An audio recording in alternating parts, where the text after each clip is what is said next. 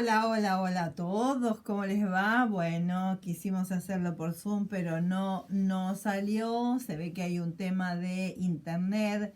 Luego voy a estar revisando el internet de acá. Lo que pasa es que acá en la radio están arreglando y la verdad que hay tanto polvo. Yo creo que va a haber que aspirar el polvo que hay dentro del módem.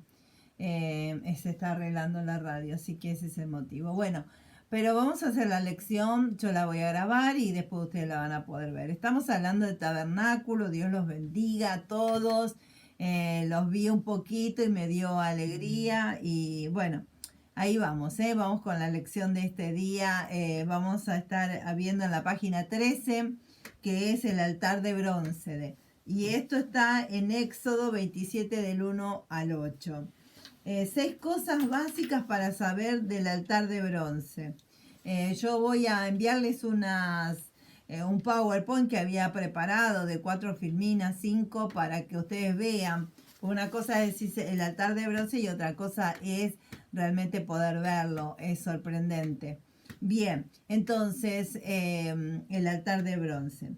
6 cosas básicas para saber de este altar. 1. Sobre el altar se quemaba el sacrificio y se derramaba la sangre de la víctima. Esto representa la cruz del Calvario sobre la cual se llevó a cabo el sacrificio perfecto de Cristo. Estaba construido de madera incorruptible, la acacia, una madera bastante fuerte. La madera de la acacia tiene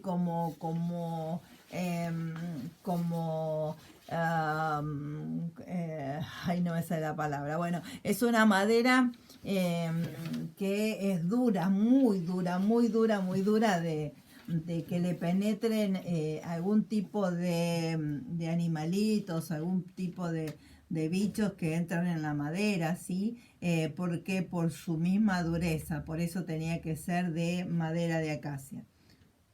Y esto habla de la vida sin pecado de Cristo. Simboliza. Estaba cubierto con bronce que representa el juicio por el pecado. Nos habla de la labor expiatoria de Cristo en la cruz, donde fue cubierto con el pecado de la humanidad. Estaba localizado a la puerta del atrio, donde Dios encuentra al hombre espiritualmente. Sobre el altar ocurría la expiación. Expiación quiere decir borrar y cubrir la contaminación producida por el pecado, con el fin de eliminar el obstáculo que impide el fluir de la bendición de Dios. Repasemos cómo ocurría la expiación espiritualmente. Dios venía desde el propiciatorio, que es su trono, hacia el altar de bronce, donde habían llegado los israelitas en pecado. Los israelitas llegaban al altar con la víctima o animal de sacrificio. El animal era una víctima inocente que los reemplazaba y moría por ellos. El sacrificio de una víctima inocente era un acto de misericordia permitido por Dios por amor al hombre. El sacrificio era un acto expresivo del hombre que lo traía al altar, expresaba su culpabilidad. Imagínense en que él tenía que llegar al lugar con la víctima, o sea, con lo que traía en sus manos, lo que él había considerado ofrecerle a Dios, regalarle a Dios, entregarle a Dios, ¿sí? Y entonces él se presentaba con eso en la mano. El sacrificio era un precio que pagar por la remisión del pecado. El animal constituía un costo natural con rendimiento espiritual. Lo que él entregaba era algo natural, era un animalito. Que sin lugar a duda lo tuvo que haber comprado, lo tuvo que haber criado y separado para ser entregado. De acuerdo a lo que ellos consideraban su culpabilidad, lo que consideraban que era algo que había pasado con ellos directamente, traían el animal mucho más grande, un animal con más peso, con más cuidados, depende de lo que ellos sentían como culpabilidad. Pero eso les causaba a ellos de repente algo natural que entregaba en algo espiritual, porque ellos consideraban que al entregarlo y Dios al consumirlo, al aceptarlo, ellos no podían volver con ese animal a su casa, era entregado y listo, pero sí volvían con su conciencia y con su corazón, sabiendo de que Dios les había perdonado, libres de lo que significó esa carga o ese precio que tuvieron que pagar por lo que le era para ellos una causa de maldición, porque el pecado siempre es una causa de maldición, siempre es una puerta abierta al mismo enemigo y siempre es algo que viene en contra de Dios, nos separa de Dios. Por eso mismo es tan importante que uno tenga en cuenta qué es lo que significa cuando uno viene o cuando uno le ofrece algo a Dios. Muy bien. Entonces, el culpable se identificaba a sí mismo con el sacrificio, confesando que él merecía morir, pero que Dios había aceptado un sustituto. Ellos consideraban por el pecado.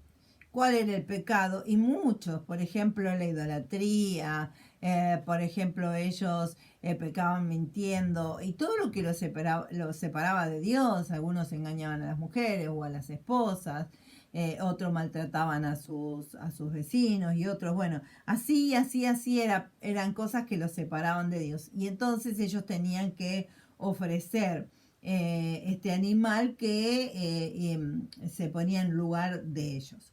Conforme el fuego consumía el sacrificio, se consumía el pecado. Una vez consumido el sacrificio, el hombre se apartaba del altar asegurado de su perdón. Era bastante tiempo que la persona que llegaba ahí y entregaba su sacrificio, ayudado por los sacerdotes que estaban y los levitas en aquel momento, las familias pasaban días y días en ese cerca del tabernáculo, porque conforme al turno que les iba tocando tenían que ir los sacerdotes o los padres de familia, las cabezas del hogar, a ofrecer el sacrificio. Y no sé vos, pero yo, cuando uno hace un asado, por ejemplo, que no es un animal entero, que son pedazos de carne, y 2 horas fácil, entre que además el fuego y todo, se pierde o se invierte, ¿no? En esto. Cuanto más un animal entero, que primero tenían que desangrarlo y que luego tenían que sacarle las vísceras, o sea, toda la parte interna, y luego sí entregarlo hasta ser consumido. Eran varias horas que la persona estaba ahí esperando que se consuma todo para saber de que su pecado había sido perdonado y él se iba totalmente limpio. ¿Por qué? Porque ya no quedaba ni rastro, ya no quedaban solamente cenizas de lo que había sido. Y eso era tomado como la expiación. Su pecado había quedado totalmente consumido. Eso era un holocausto, totalmente consumido por el fuego. Ya no está, ese animal ya no está y el pecado ya no está. ¿Sí? Eso era lo que, para eso estaba el altar de bronce. Levítico 4:26 dice: y quemarás toda la grosura sobre el altar, como la grosura del sacrificio de paz. Así el sacerdote hará para la expiación de su pecado y tendrá perdón. Sobre la cruz ocurrió la redención. Cristo es ese sacrificio y todo el juicio que nos pertenecía cayó sobre él.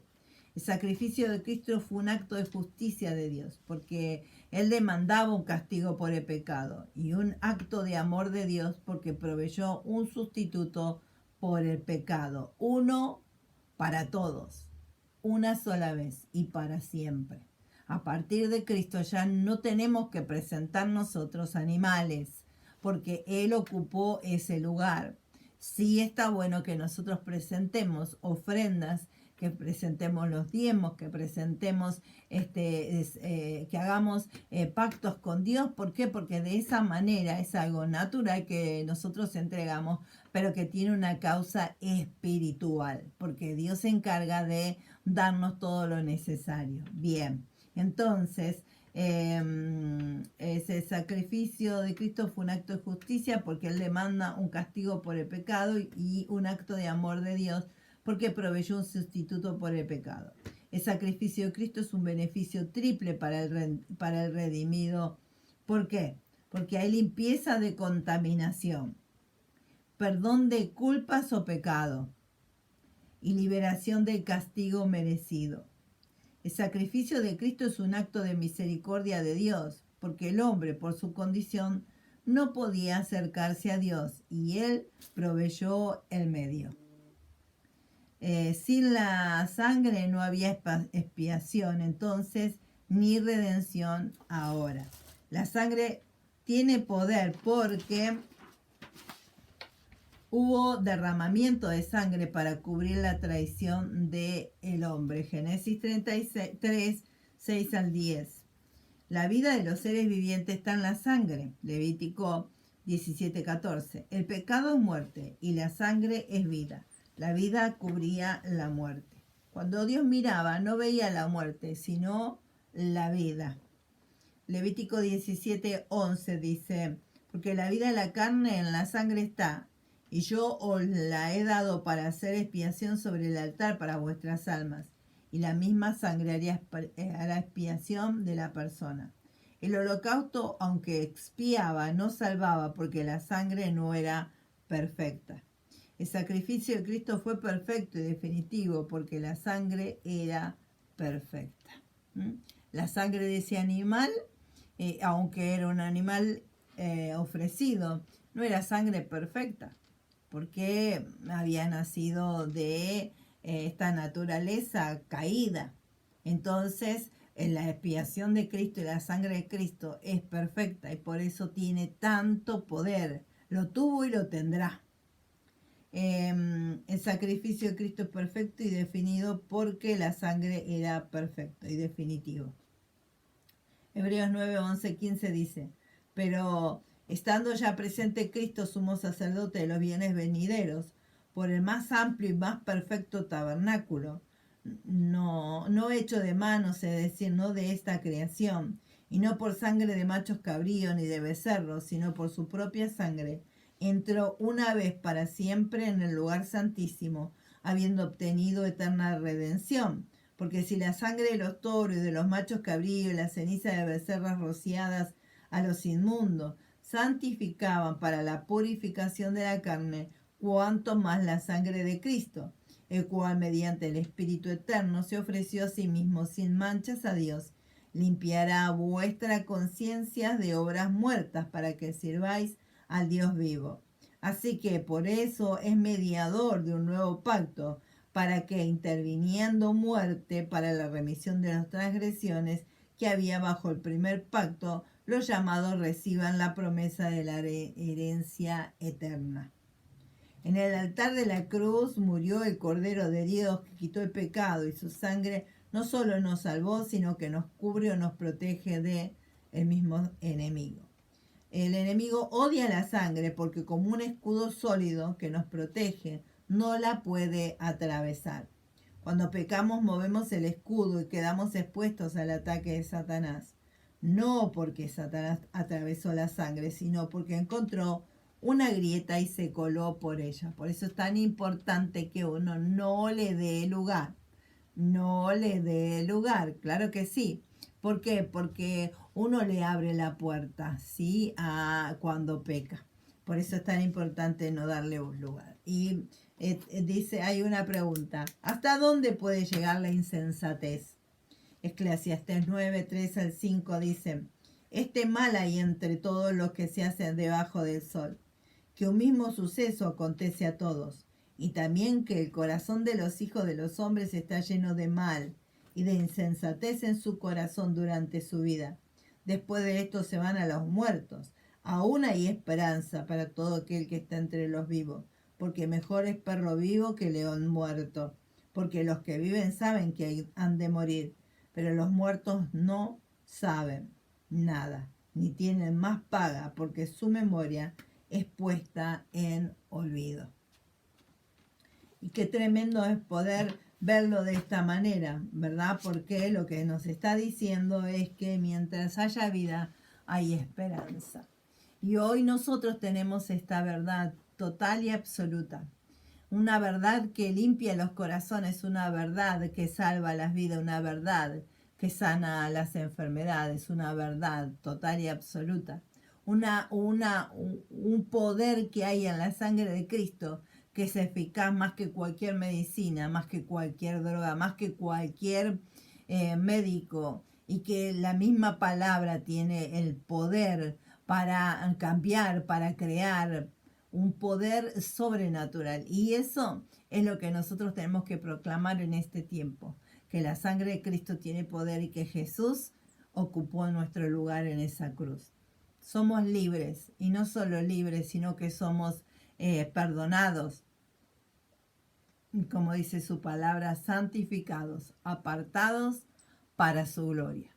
Así que mirá que si tenemos motivos como para no solo aprender que ese altar de bronce, hoy de bronce porque habla de la justicia, ¿sí? Y todos los utensilios de ese altar también eran de bronce. En las filminas que te voy a mandar van a estar puestos los utensilios. Así que de repente empezá a mirarlo.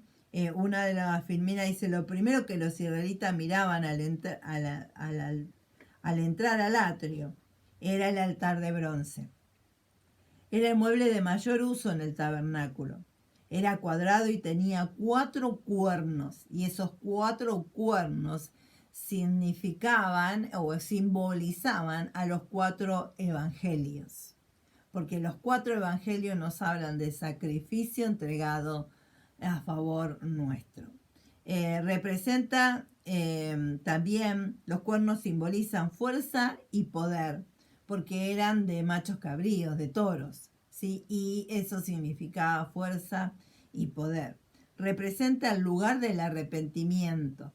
Dice que cuando ellos estaban arrepentidos se tomaban de los cuernos, llorando, pidiendo perdón a Dios por haberle fallado, ¿sí? Entonces se tomaban de esos cuernos para llorar y arrepentirse.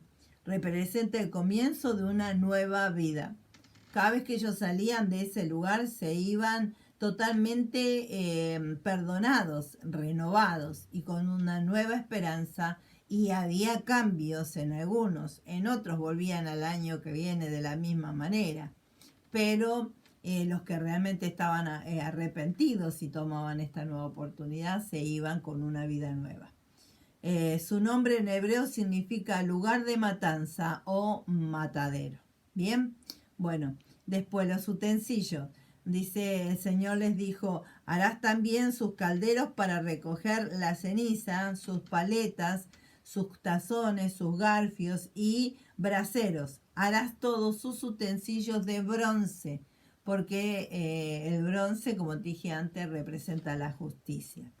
Y después, la última filmina dice, el sacrificio en el altar es figura de Cristo. ¿Cómo? Y ahí podés verlo, y con el texto bíblico también. ¿Por qué decimos y por qué la Biblia dice que ese sacrificio es figura de Cristo? Muy bien, de esta manera terminamos con la lección de tabernáculo. Y no te vayas, porque también tenemos que hoy hablar de sectas falsas. Vamos a hablar de los adventistas. Bien, ahí vamos con esto.